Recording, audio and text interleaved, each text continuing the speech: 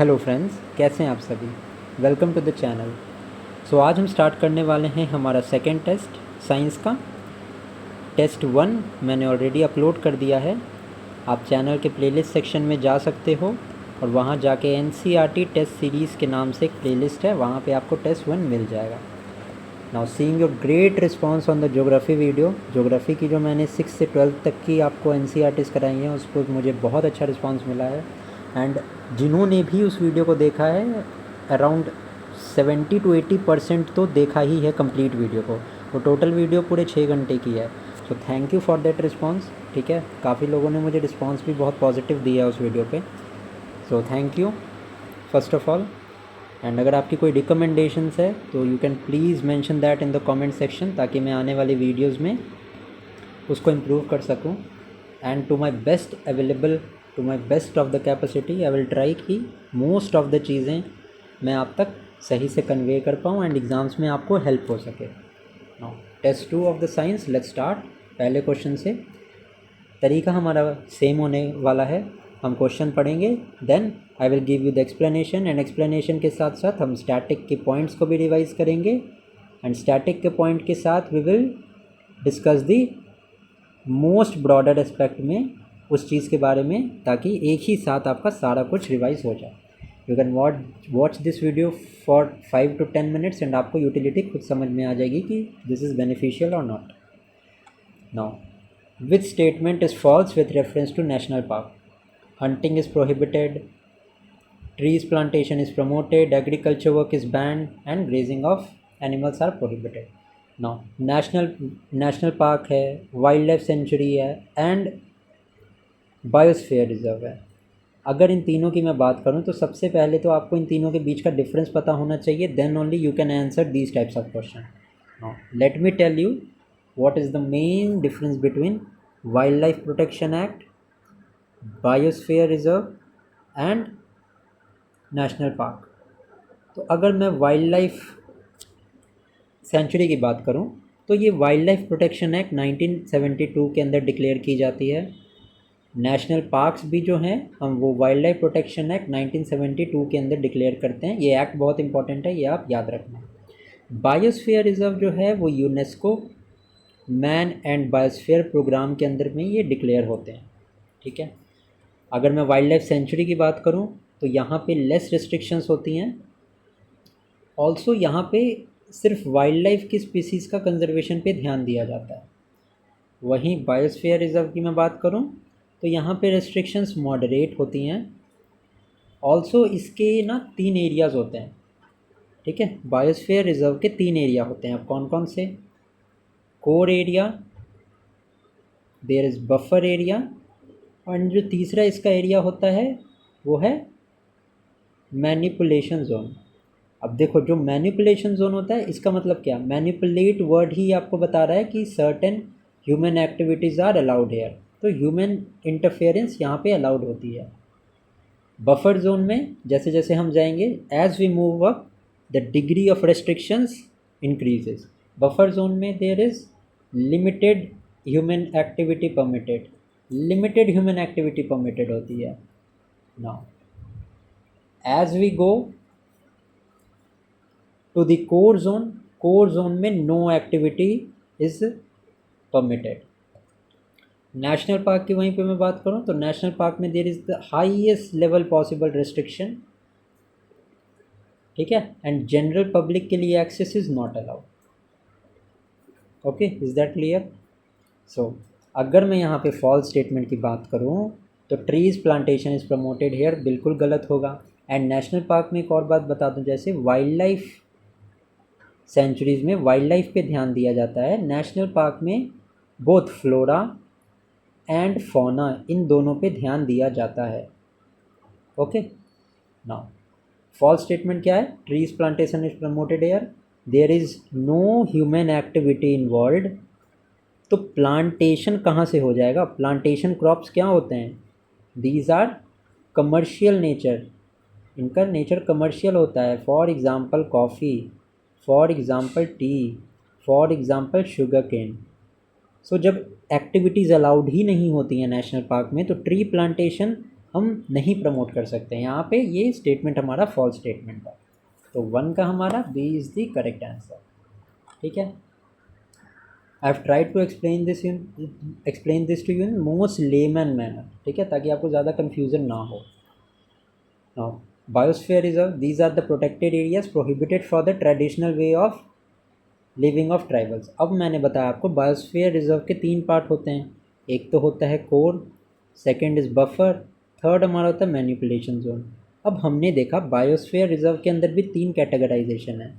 तो manipulation zone and buffer zone में there is some kind of human activity involve.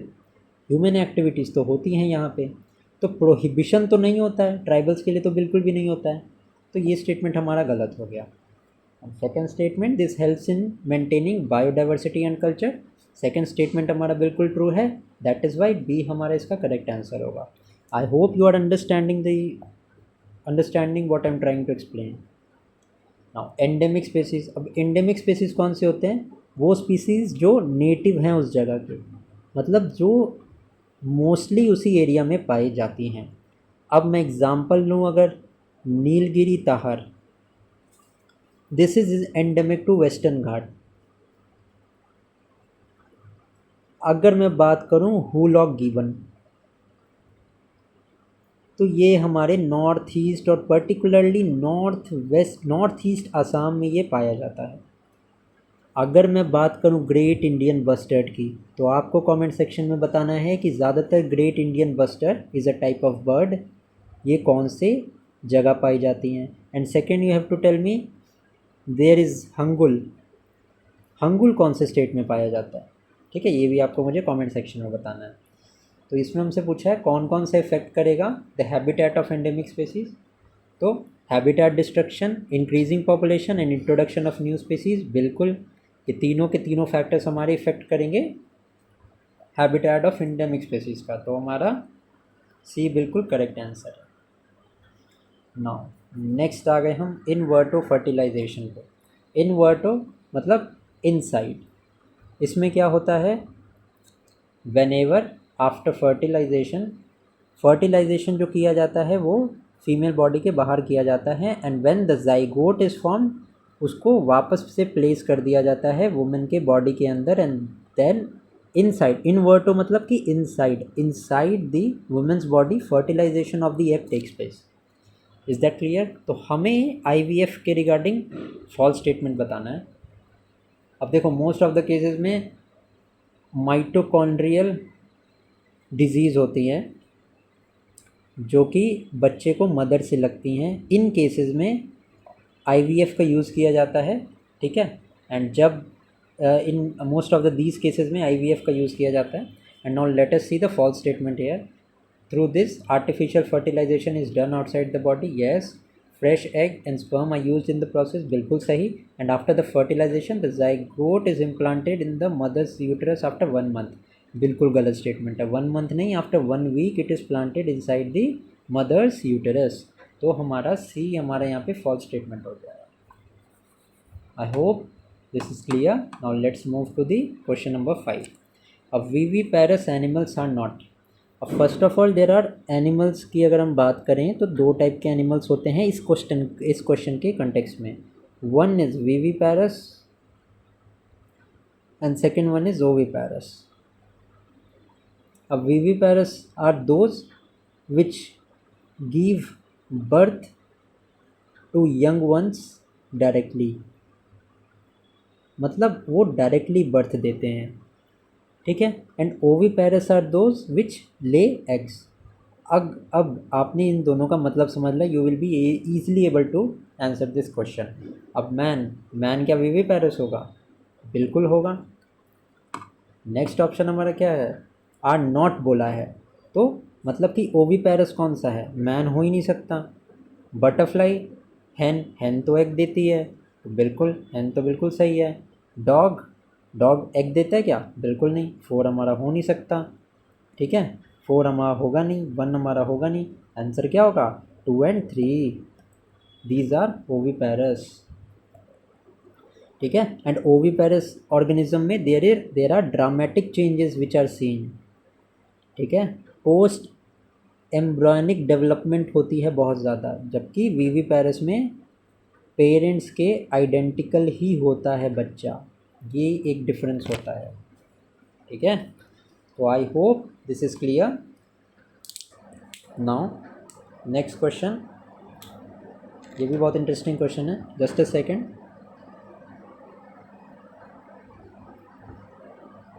Now consider which of the following is correctly matched. हमें बताना है कौन सा correctly matched है। Hydra reproduces by binary fission, amoeba by budding, tadpole by metamorphosis. अब अगर इस क्वेश्चन की मैं बात करूं, I will have to give you C. देखो, कुछ प्रोसेसेस होते हैं ए सेक्शुअल रिप्रोडक्शन के जिनसे कि चीज़ें काम करती हैं, ठीक है। सबसे पहला is Metamorphosis. Metamorphosis is transformation of tadpole into adult, ठीक है, विथ सम स्पेशल चेंजेस, ठीक है। टैडपोल जो ट्रांसफॉर्म होता है into adult with special changes, तो इसका ओनली सी हमारा करेक्ट है। हाइड्रा है, हाइड्रा बाइनरी फिजन से नहीं, it is a process which is known as budding, जहाँ पे बड से न्यू ऑर्गेनिज्म प्रोड्यूस होते हैं। Hydra is reproduces by budding and amoeba हमारा रिप्रोड्यूस करता है थ्रू बाइनरी फिजन। अब बाइनरी फिजन क्या होता है? जहाँ पे न्यूक्लियस जो होता है वो 2 पार्ट्स में डिवाइड हो जाता है, ठीक है, एंड 2 अमीबाज फॉर्म होते हैं एक न्यूक्लियस से, मतलब टोटल 2 न्यूक्लियस से 4 अमीबाज आर फॉर्म, ठीक है। एक से 2 होगा, दूसरे से भी 2 होगा। So this is a process through which amoeba reproduces. So इस क्वेश्चन के अकॉर्डिंग हमारा only 3 is right. Next question देखते हैं। Both hydra and amoeba reproduces asexually, बिल्कुल करेक्ट स्टेटमेंट है ये, ठीक है। हमें क्या बताना है? False statement. In asexual reproduction single parent gives birth to a new organism, बिल्कुल। एसेक्सुअल रिप्रोडक्शन में सिंगल पेरेंट होता है, सेक्सुअल रिप्रोडक्शन में there is a male and female, ठीक है। तो ये मैंने अभी ऊपर बता ही दिया, सो वर क्लियर। फॉल्स स्टेटमेंट कौन सा है? तो फॉल्स स्टेटमेंट हमारा हो जाएगा neither one neither two, both the statement are true in their individual capacity. Now the next question is, female hormone और एस्ट्रोजन इज प्रोड्यूस्ड, कहाँ पे प्रोड्यूस होता है? It is produce from ovary. अगर मैं मेल हार्मोन की बात करूँ तो दिस इज टेस्टोस्टेरॉन, ठीक है। Next question, testosterone, this is male hormone, and estrogen, which is a female hormone, are controlled by another hormone which is secreted by, so these are secreted by the pituitary glands. ये बहुत important points है, ये ना one day में one liner questions में ये आ सकते हैं, तो इसको अपना नोट करते जाना अगर आपको नहीं पता है तो। करेक्टली मैच हमें बताना है। Thyroxine hormone leads to diabetes, बिल्कुल गलत है।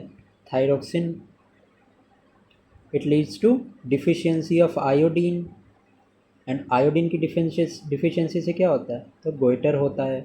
1 हमारा गलत हो गया, ठीक है, 1 हमारा गलत हो गया। यहाँ से हमें समझ आ गया only 3 is the right answer, but let us see the other options also.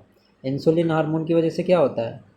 ये इसकी वजह से होता है diabetes, and insulin is produce by pancreas, ये भी ध्यान रखना, ठीक है। And adrenaline is a hormone of anger, anxiety and excitement, ठीक है। तो हमारा 10 का B is right.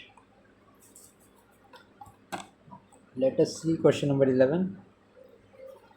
Metamorphosis in insect is controlled by the insect hormone, बिल्कुल सही स्टेटमेंट है ये हमारा, ठीक है। नेक्स्ट स्टेटमेंट हमारा क्या है? Metamorphosis in frog is regulated by the thyroxine hormone, बिल्कुल। Iodine in water is not necessary for development of tadpoles, no it is necessary. Iodine salt ज़रूरी होता है for development of tadpoles, that is why false statement कौन सा है हमारा 11 का सी false statement है। 12 की मैं बात करूं, फोर्स के रिगार्डिंग हमें क्वेश्चन पूछा है।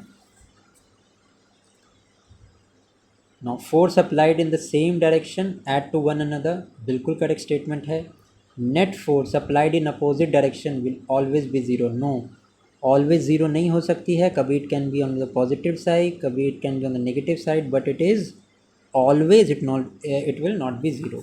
अब देखो इस तरह के क्वेश्चन को ना सॉल्व करने का ये भी तरीका है, अगर आपको कुछ भी नहीं पता है इसके बारे में तो यहाँ पे ऑलवेज आ गया। ऑलवेज का मतलब है कि 100 में से 100 बार ये एप्लीकेबल होना चाहिए, बट अगर एक भी इसका एक्सेप्शन है तो this statement will be absolutely wrong. तो कोई भी कमीशन हो, इतनी ज़्यादा रिस्क कभी नहीं वो लेते हैं इस तरह के क्वेश्चंस बनाने की। That is why always, only, these are extreme words, तो ये मोस्टली गलत होते हैं, ठीक है। तो इसका हमारा बी सही आंसर है। अब नॉन कॉन्टैक्ट फोर्स की बात की जाए, नॉन कॉन्टैक्ट फोर्स कौन सी फोर्स होती है जिसमें कॉन्टैक्ट नहीं हो रहा है। Some of the examples of non contact force are magnetic force, next मैं बात करूँ देयर इज़ इलेक्ट्रोस्टैटिक फोर्स,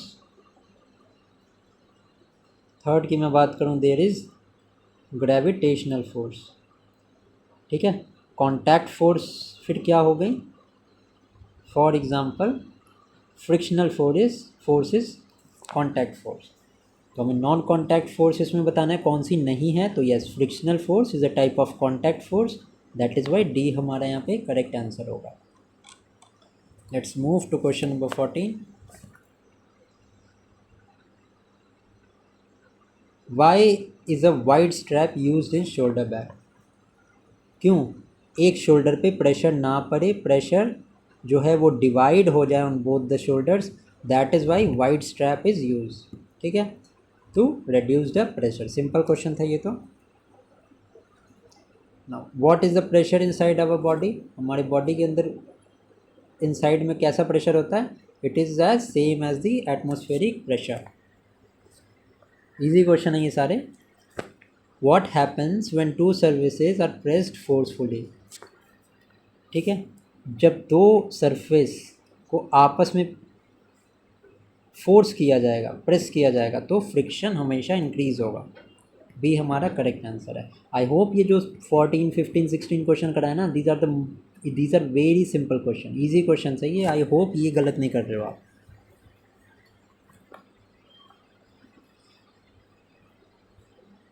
अब 17, consider the following statement.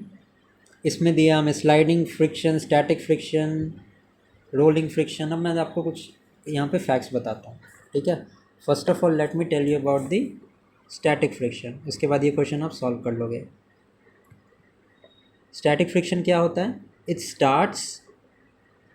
Starting a stationary object, stationary object को हमने स्टार्ट किया फ्रॉम रेस्ट पोजीशन से, and a force is applied, force apply हुआ है उस ऑब्जेक्ट पे, ठीक है, टू ओवरकम द फ्रिक्शन।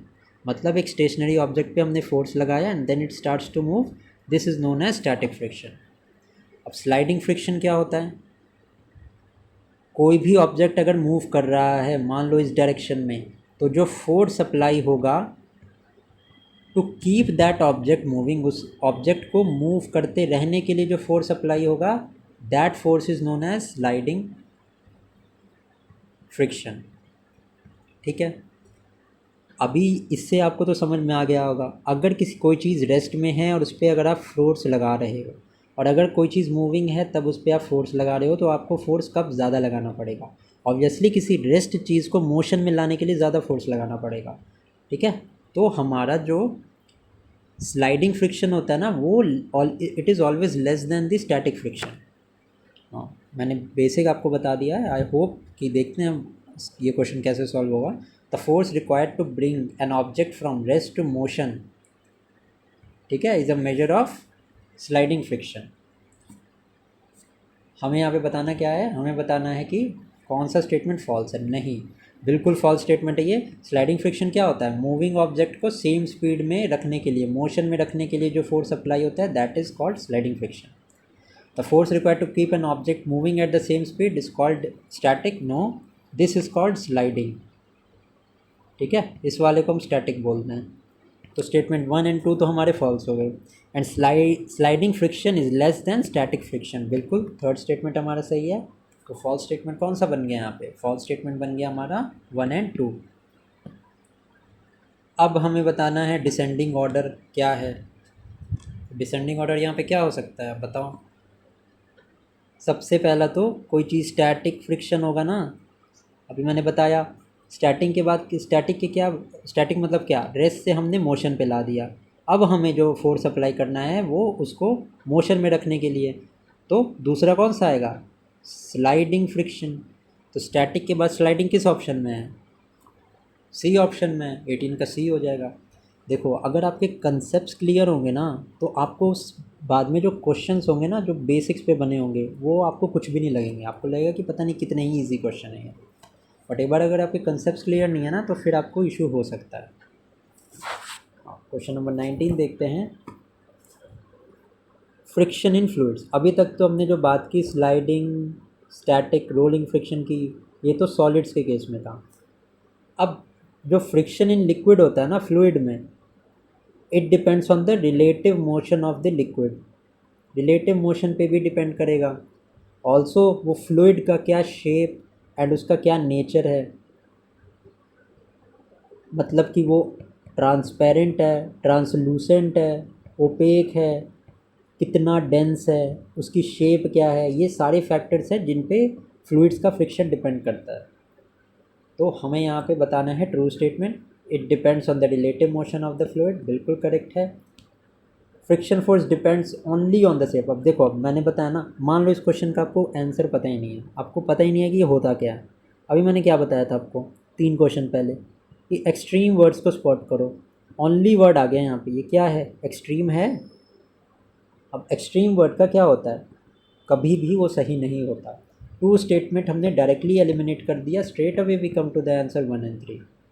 ठीक है, क्योंकि यहाँ पे ओनली हो गया। वैसे भी मैंने आपको बताया कि शेप पे डिपेंड करता है, नेचर पे डिपेंड करता है, बहुत सारी चीज़ें, उसकी डेंसिटी है उस पर डिपेंड करता है।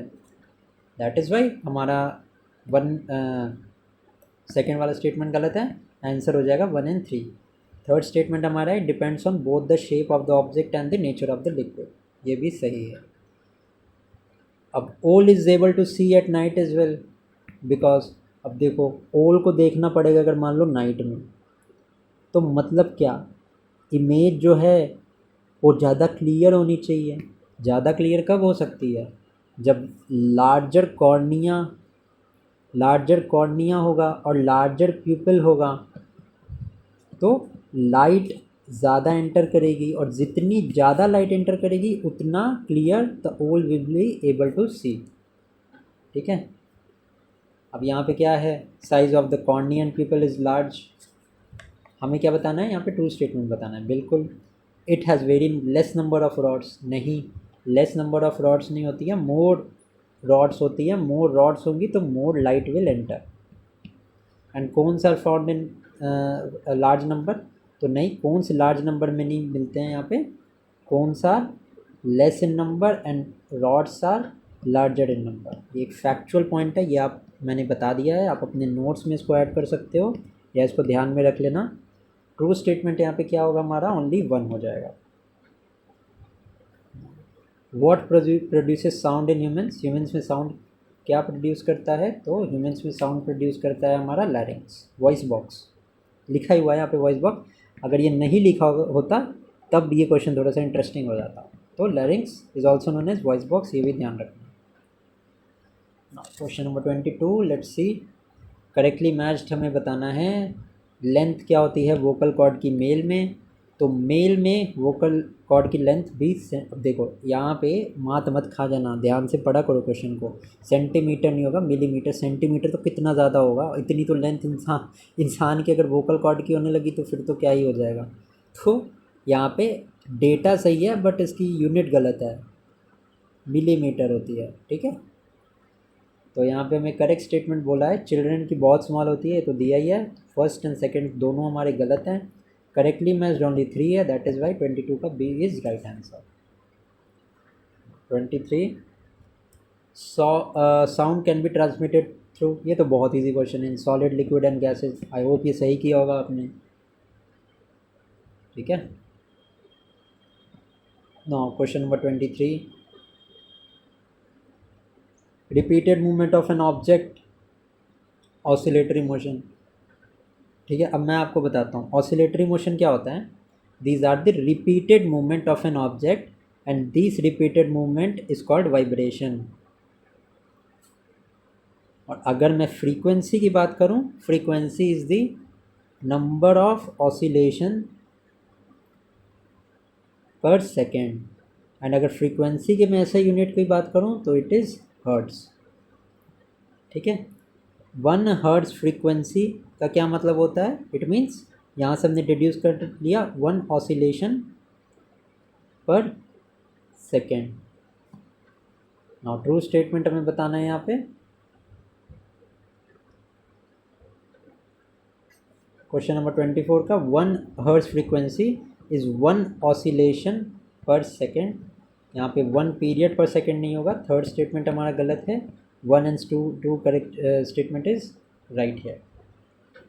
Now loudness of a sound depends on its frequency, नहीं, loudness depends on the amplitude of the sound, whereas pitch of the sounds depends on the frequency. So अगर हमें ट्रू स्टेटमेंट है तो दोनों के दोनों रिवर्स ऑर्डर में दिए हैं, उल्टा दिया है। करेक्ट स्टेटमेंट हमारा क्या होगा यहाँ पे, करेक्ट स्टेटमेंट होगा D, neither one neither two statement is correct. 26 में बोला है कि which of the following is not correctly matched, low whisper कि 20 डेसिबल्स, नॉर्मल कॉन्वर्सेशन की 60, बिजी ट्रैफिक की 70 या नॉर्मल ब्रीदिंग की 10, ठीक है। तो ये इसका आंसर ए है हमारा। अगर मैं बाकी साउंड लेवल की बात करूँ तो नॉर्मल ब्रीदिंग की 10 डेसिबल होती है, जनरल टॉक जो हम जनरल बातचीत करते हैं it is 60 decibel, soft whisper की 20 नहीं 30 डेसिबल्स होती है, बिजी ट्रैफिक की 70 डेसिबल्स, एवरेज फैक्ट्री की अगर मैं बात करूँ तो 80 डेसिबल्स, एंड 80 डेसिबल्स की जो साउंड होती है 80 डेसिबल्स से ज़्यादा की sound is painful for years, ठीक है, it is painful for body, that is why not correctly match में स्टेटमेंट ए हमारा करेक्टली मैच नहीं है। Audible range of human ears, तो ये हमें पता है 20 हर्ट्स टू 20,000 हर्ट्स, तो ये ऑप्शन तो हमारा सही है। अगर आप इसको सही कर दोगे तो फिर आप गलत हो जाओगे। गलत क्यों हो गए, क्योंकि 20 हर्ट्स टू 20 किलो हर्ट्स भी सही है, हर्ट्स को किलो में चेंज कर दिया, ठीक है। 20,000 को हमने डिवाइड कर दिया 1000 से किलो हर्ट्स बनाने के लिए, तो कितनी होगी 20 किलो हर्ट्स। तो ए एंड सी दोनों सही हैं यहाँ पे, ठीक है। नेक्स्ट क्वेश्चन है question number 28, most of the liquids that conduct electricity,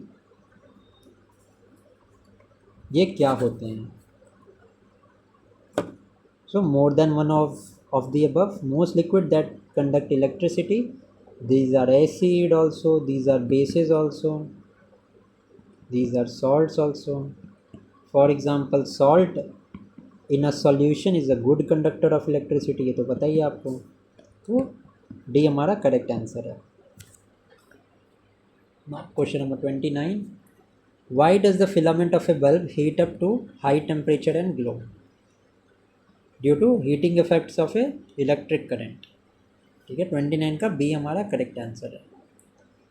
30 की मैं बात करूँ, on which terminal of the copper battery is the copper deposited when the electric current is pass through the copper sulphate solution, it is deposited on the negative terminal.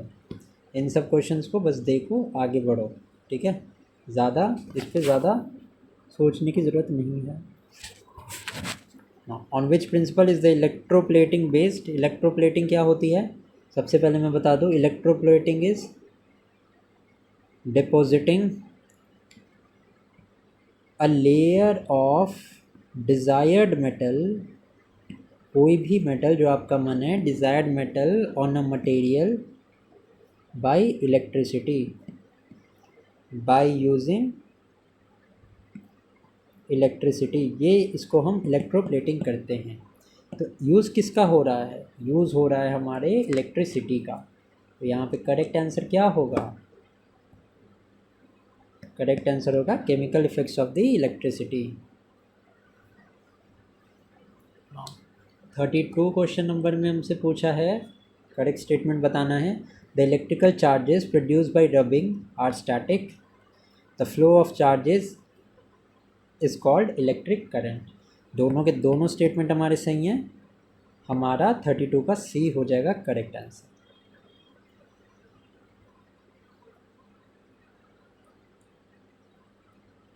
अब आ गया question number 33। हमें बताना है true statement. Electric discharge के बारे में, it can occur between two और मोर clouds.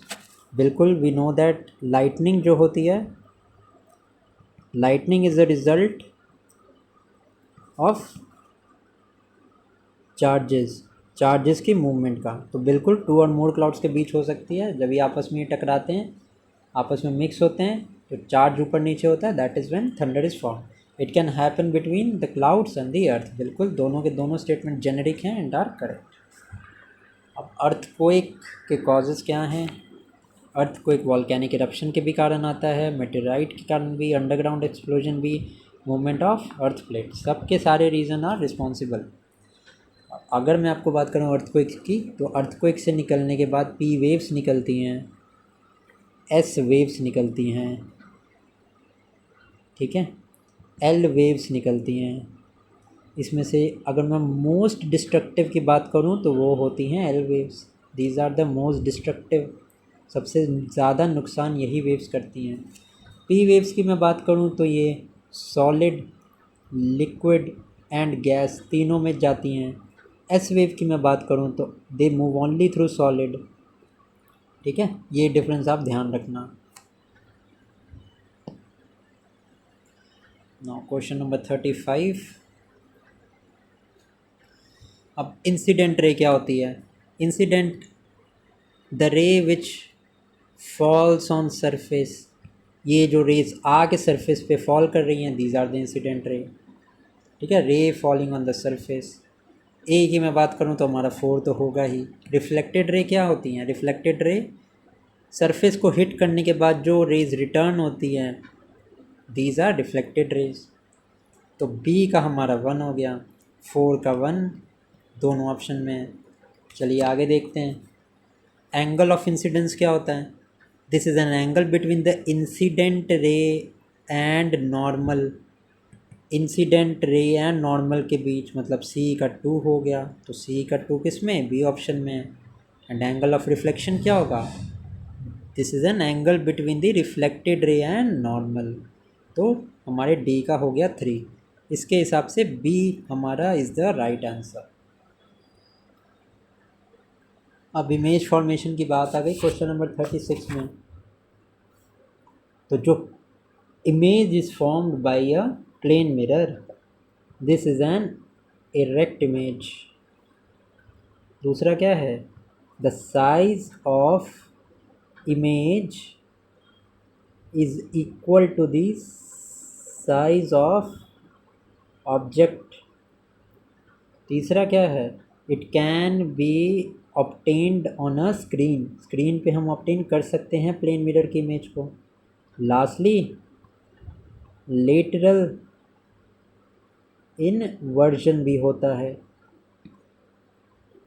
So image can not be obtain on a screen, बिल्कुल गलत है। स्क्रीन पे तो हम ऑब्टेन कर सकते हैं। 3 स्टेटमेंट को हमने कर दिया eliminate. 1, 2 and 4 is right. Now consider the following statement. The reflection from a smooth surface is called diffuse reflection. The laws of reflection are also followed in diffuse reaction. ठीक है, 37 में हमें क्या बताना है? ट्रू स्टेटमेंट बताना है। अब डिफ्यूज़ रिएक्शन क्या होता है? सी, जब भी पैरेलल रेज जो होती है ना, ये जब पैरेलल ना हो, कब पैरेलल नहीं होंगी? जब ये रफ सरफेस को हिट करेंगी। जब ये रफ सरफेस को हिट करेंगी तो ये पैरेलल नहीं होंगी, कोई इधर जाएगी कोई इधर जाएगी, एंगल इनका चेंज हो जाएगा। ठीक है, इरेगुलर सरफेस से या रफ सरफेस से टच होने के बाद रेज पैरेलल नहीं रहती हैं। ठीक है, तो क्या डिफ्यूज़ होंगी waves after hitting a smooth surface? No, rough surface. That is why statement 1 हमारा रॉन्ग है। एंड जो लॉज हैं रिफ्लेक्शन के वो डिफ्यूज़ रिफ्लेक्शन में भी फॉलो होते हैं, बिल्कुल करेक्ट स्टेटमेंट है। 37 का हमारा only 2 is the right answer.